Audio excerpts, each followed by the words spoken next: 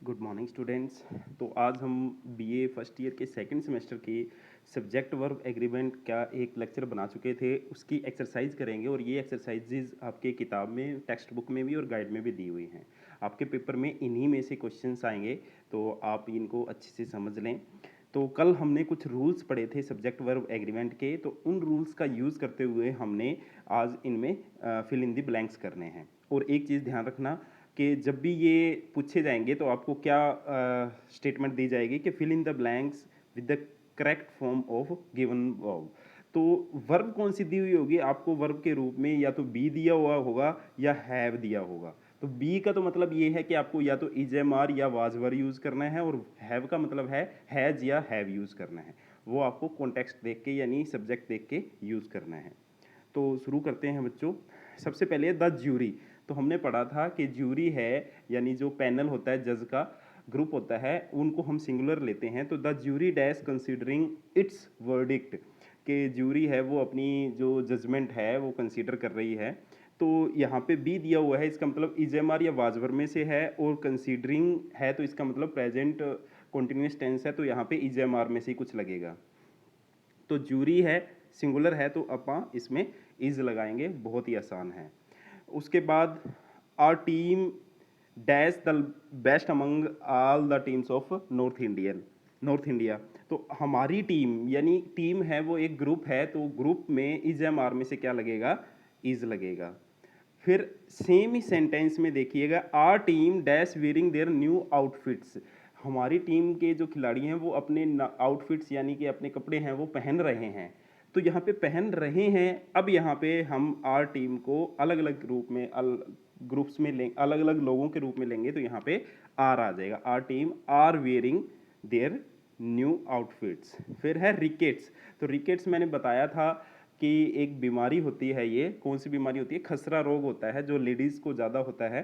तो rickets singular में ही आता है, बीमारी सिंगुलर में ही आती है, तो यहाँ पे इज लगेगा ब्रैकेट में, क्योंकि बी दिया हुआ है। Is caused by the deficiency of vitamin D. Vitamin D की डेफिशिएंसी, अभाव होता है, तब ये होता है, तो इज लगेगा इसमें। Bowls are becoming very popular these days, यहाँ पे आपको आर लगाना है। फिर बाइनोकुलर्स हमने पढ़ा था कल। बाइनोकुलर्स हैं वो जो देखने वाले होते हैं, दूरबीन टाइप, उनको बोलते हैं। तो यहाँ पे बाइनोकुलर्स को हमेशा प्लूरल के रूप में ही यूज़ किया जाता है, यहाँ पे भी आर लगेगा। फिर उसके बाद है द क्रू। तो द क्रू है, ये बहुत सारे ग्रुप है, तो इसलिए यहाँ पे भी आर लगेगा। Are taking rest in their rooms. उसके बाद ट्राउजर्स है। ट्राउजर्स का मैंने बताया था आपको कि हमेशा प्लूरल के रूप में यूज़ किया जाता है, तो आर आएगा। फिर है the furniture sold in this shop dash very costly. तो फर्नीचर है उसको एक सिंगुलर के रूप में यूज़ करते हैं हम, तो यहाँ पे इज लगेगा। फिर है माई लगेज डैश अराइव्ड। तो यहाँ पे ब्रैकेट में सबसे पहले देखिएगा आप कि ब्रैकेट में हैव है, इसका मतलब इसमें हैव या हैज में से लगेगा कुछ। लगेज है उसको सिंगुलर के रूप में यूज़ किया जाता है, हालांकि कितना भी सामान हो, हम ये नहीं कहते हमारे सामान आ रहे हैं, हम ये कहेंगे हमारा सामान आ रहा है।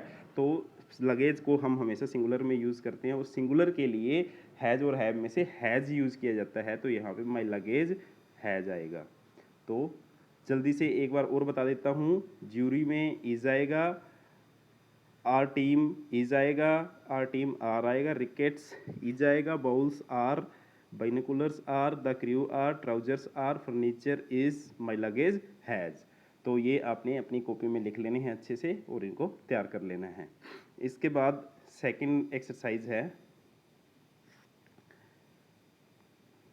इसी में ही कंटिन्यूशन में, fill in the blanks with the correct form of the given verbs. तो इसमें हैज़ हैव और बी सब कुछ दिया हुआ है, लेकिन आपको देखना है सेंटेंस है वो प्रेजेंट में है या पास्ट में है। तो ए लॉट ऑफ मनी, यहाँ पे ब्रैकेट में हैव है, तो इसका मतलब हैज़ या हैव में से कुछ लगेगा। तो ए लॉट ऑफ मनी, हालांकि बहुत सारी मनी है, लेकिन ए लॉट ऑफ मनी बोला गया है, इसका मतलब एक सिंगुलर के रूप में बोला गया है, तो यहाँ पे क्या है? हैज़ लगेगा। A lot of money has been spent on the infrastructure, तो यहाँ पे हैज़ लगेगा। उसके बाद a lot of sea birds, बहुत सारे सी वर्ड्स, यानी यहाँ पे ये प्लूरल है, सी वर्ड्स बहुत सारे हैं। मनी है उसको सिंगुलर रखते हैं हम पैसों को, और सी वर्ड्स है ये बहुत ज़्यादा है, तो यहाँ पे प्लूरल आएगा, तो प्लूरल की वर्ब आएगी यहाँ पे।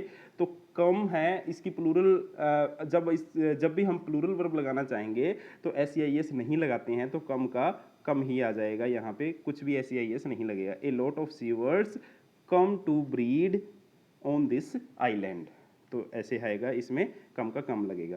अब अगला सेंटेंस बहुत लंबा है लेकिन बहुत ही आसान है, आपको देखना है sense. If wealth dash lost, तो बी दिया हुआ, इसका मतलब इजेमार या वाजवर में से लगना है, यहाँ पे सिंपल स्टेटमेंट है तो इजेमार में से लगेगा, तो ध्यान रखना। If wealth is lost, nothing is lost, if health is lost, something is lost, if character is lost, everything is lost. तो आपको सारी जगह ही इसमें इज भरना है, कहीं पे भी आर का यूज नहीं करना है।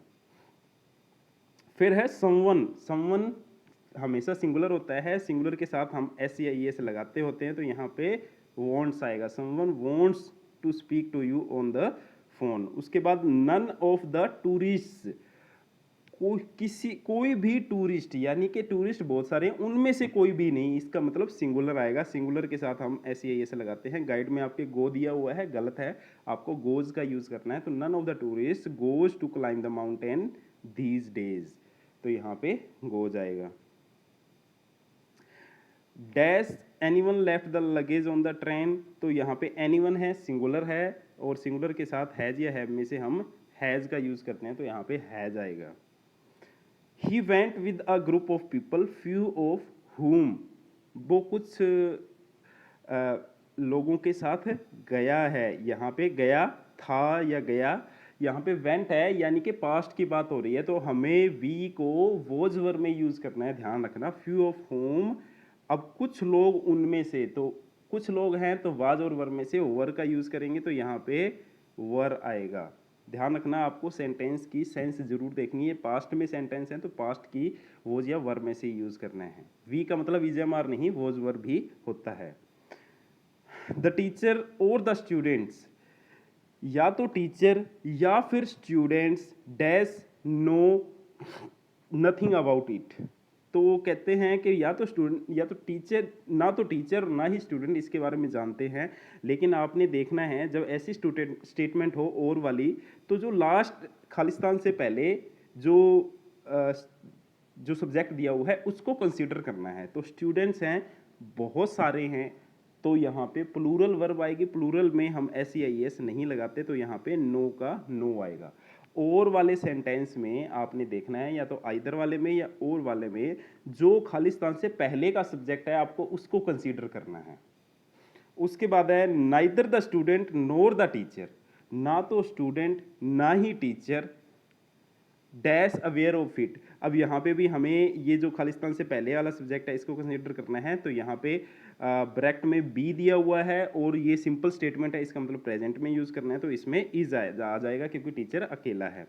आइदर ही और हिज फ्रेंड्स, फिर आपने देखना है और आइदर वाले स्टेटमेंट में आपने खालिस्तान से पहले की जो चीज़ है उसको देखना है, तो यहाँ पे फ्रेंड्स यानी प्लूरल वर्ब है, तो प्लूरल में हैज या हैव में से हम क्या यूज करते हैं, हैव यूज करते हैं, तो यहाँ पे हैव आ जाएगा। तो आइदर ही और his friends have done it, तो ऐसे आपको ये करनी है। तो आज 2 ही एक्सरसाइजेस कर रहे हैं हम, इसके बाद 2 एक्सरसाइज रहती हैं वो हम कल करेंगे। ओके बच्चों, थैंक यू वेरी मच।